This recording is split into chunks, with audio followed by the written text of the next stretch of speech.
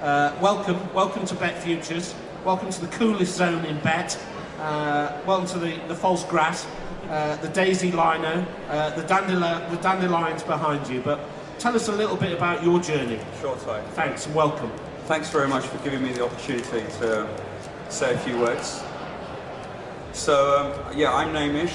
I'm the founder and CEO of Show My Homework. About 4 years ago, I was an assistant head teacher at 2 schools in West London, and I was in charge of IT across the curriculum, in terms of the infrastructure and other boring stuff around that, geeky stuff. And I was also in charge of homework.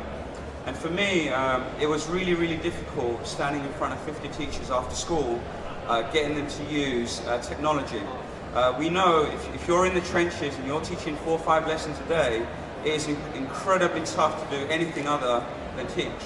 And so when we ask those members of staff to learn how to use technology, and it's clunky, and they have to spend the rest of their life trying to learn how to log in, and spend hours and hours upon reading user manuals, I knew I had to do something.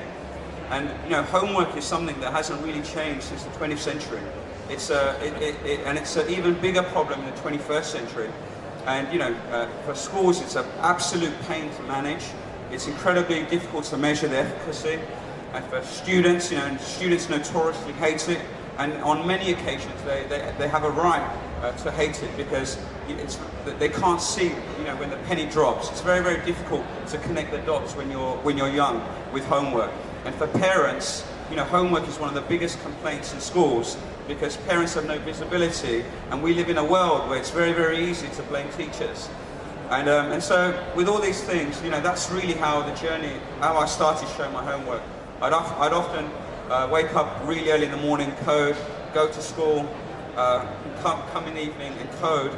And there were many, many dark days, which hopefully I'll get to talk about later. But today, Show My Homework works with nearly 1,000 schools all across the country, and as far as Nigeria, the Middle East, New Zealand. We employ 38 staff, all local people within London, and it's been a phenomenal journey. It's taken blood, sweat and tears, and we're really just at the start of our journey. So yeah, that's a little bit about me, and hopefully I'll get to share some of our war stories for some of the teachers and who are thinking about becoming teacher-preneurs and taking this journey in the coming months and years ahead. So Nay, did you just quite simply fall out of love with teaching, or did you actually think I can have a bigger effect on teaching, the world of teaching, by developing my own startup?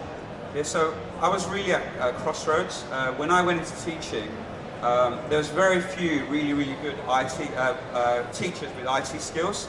And so I just graduated, I did my NQT, and I went for a role as a director of e-learning, which is a glorified head of ICT role. And I just went for it, and I got shortlisted. I went to the interview, and there was like 5, 6 other people there who were significantly more experienced than me. I'd just done my NQT year. And the head teacher took a massive risk on me. He was a bit of a maverick, and he gave me the job. And when I went to that school, the GCSE results were like 18%, and they would do crazy stuff like they had all the latest equipment, but they'd always lock the doors. It was like a completely closed policy. Kids weren't allowed to touch the computers.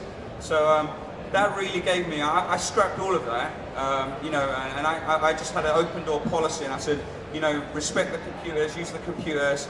And we did really interesting things like, after school clubs, lunchtime clubs, the printing budget went out the roof, but we really encouraged kids to use the computers. And basically, I became an assistant head teacher.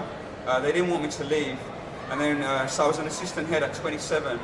And then I was at a crossroads really, because they wanted me to do my NPQH. For headship? For headship. And I really didn't want to be an assistant head teacher for the next 5 years. And I didn't, I just felt that I also didn't want to be dead wood in the school.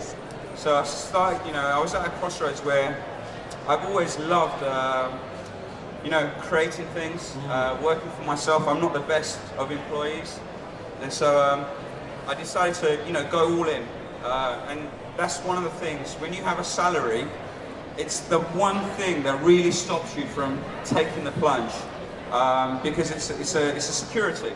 And it was only really once I really quit my job that showing my homework really grew. And yeah, so I mean, I love teaching. We still go to we go to a lot of schools. We invite kids to come to our office to do workshops, and I do a lot of assemblies. And there's no feeling like, you know, when the penny drops when you're teaching. But all the other crazy nonsense that goes on in schools that they don't really advertise, when you see the come and become a teacher advert on TV, you know, I don't miss any of that. And hopefully we can impact many more millions of students and families through Show My Homework. So I'll just ask your sister, who's filming you, do you think, Nate's sister, do you think he's much happier now? Yeah? He's a much nicer brother to be around then, frankly. He likes it. He loves what he does. Fantastic.